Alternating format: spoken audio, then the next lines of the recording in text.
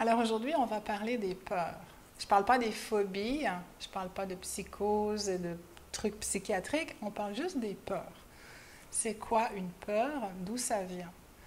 Alors en fait, une peur, à la base, c'est une réaction du corps, du cerveau, du mental par rapport à quelque chose qui nous a choqués, blessés, voire même traumatisés. Et du coup, notre système de réflexe, et là je vous résume pour ne pas faire un plan neurologique et physiologique, je vous le résume vraiment simplement, notre corps, en fait, en cas de blessure, va réagir. Il va aussi imprimer dans chacune de ses cellules comment il va devoir réagir les prochaines fois que les mêmes attaques vont arriver. Et du coup, ça va créer des systèmes réflexes et donc on a la blessure de fond, le trauma, qui va amener à un réflexe, qui va amener à une croyance. Et cette croyance-là va être quelque chose avec laquelle on va vivre toute notre vie, jusqu'à temps qu'on prenne conscience de cette croyance, qui, beaucoup plus tard, on n'en a plus besoin. C'était dans un temps où on avait besoin de cette croyance-là, qui amenait à un système réflexe de survie, de protection.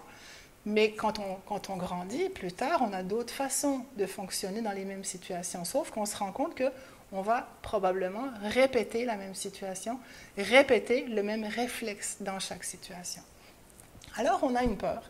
Et cette peur-là nous prend à la gorge, nous prend dans les tripes, parce que c'est là souvent que les peurs vont se loger, pouvant peut-être même nous amener à des problèmes de digestion, des problèmes intestinaux. Et ça, parce que la peur fait qu'on se contracte. Et donc, on est dans nos peurs, mais finalement, on se rend compte que cette peur-là, c'est quelque chose qui a été forgé, créé par le mental.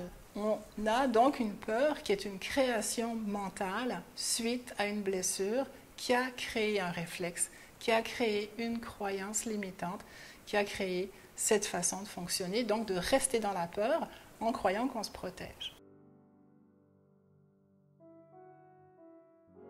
Pour réaliser pourquoi on est dans ces peurs, il y a un exercice tout simple qui peut nous aider. Et cet exercice-là, c'est de se poser la question, pourquoi est-ce que j'ai toujours cette même peur qui revient? Alors oui, on peut aller voir en thérapie la blessure de fond pour la nettoyer, pour la guérir, pour en prendre soin, pour pouvoir déconnecter de la peur. Mais en attendant, on a quand même des outils. À votre façon, vous pouvez simplement tourner chacune de vos peurs qui vous vient à l'esprit, qui vous prend dans les tripes, qui vous contracte, de respirer dedans et de voir en observation, en fait. C'est comme si on prend notre peur, on la met sur un écran de cinéma et on l'observe. On devient témoin de la peur, on n'est pas la peur. Et ça, c'est quelque chose de très important, de réaliser qu'on n'est pas une émotion. On n'est pas une peur, on n'est pas une colère, on n'est pas une tristesse. C'est une réaction de notre corps suite à des traumas, suite à des blessures, puis à des croyances limitantes qu'on s'est forgées, qu'on a imprimées, qui font qu'on fonctionne comme ça. Donc, quand on a une peur, la première chose qu'on peut faire, c'est la prendre, entre guillemets, dans les mains, la mettre sur un écran de cinéma ou la mettre sur une table devant vous et l'observer. Et puis, voir si cette peur-là, aujourd'hui, à l'heure où vous êtes, elle est encore valable. Est-ce que c'est encore vrai que j'ai peur de ci ou de ça? Et de voir comment inverser cette peur-là par votre mental, puisqu'une peur est une création mentale. On va donc employer le mental pour inverser cette peur-là. Chaque fois que j'ai peur de quelque chose, inverser la façon de penser en mettant à la place de j'ai peur d'aller à l'école, mettons, par j'ai confiance d'aller à l'école. J'ai peur de sortir pour aller faire ci ou ça. J'ai confiance que je peux sortir et que ce n'est pas dangereux. Et d'aller vers soi dans une façon positive. Et de voir, même si au début on a l'impression que j'ai quand même peur, j'ai confiance d'y aller. J'ai confiance que je suis capable. J'ai conscience que d'aller là, ce ne sera pas dangereux. Et petit à petit, on fait une déprogrammation, dans le fond, de notre mental pour le reprogrammer de façon positive. Et c'est à force de le faire, en apprentissage, parce que c'est nouveau pour soi, pour notre cœur, pour nos cellules même, On y va doucement, avec bienveillance, sans jugement et sans reproche.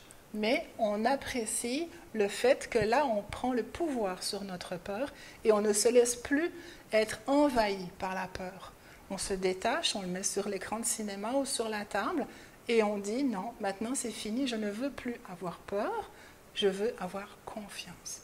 Alors je vous souhaite beaucoup de confiance et que ces peurs, petit à petit, par force, par vigilance et par persévérance aussi, parce que votre mental va avoir envie de réagir, votre ego aussi, parce qu'il a l'habitude d'être là-dedans.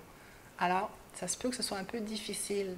Ça se peut que vous ayez à pousser quand même un peu plus pour vraiment faire en sorte que votre ego, votre mental se déconnecte de ce négatif pour que vous puissiez vous reprogrammer vos cellules, reprogrammer votre mental pour qu'il vous fasse fonctionner de façon positive.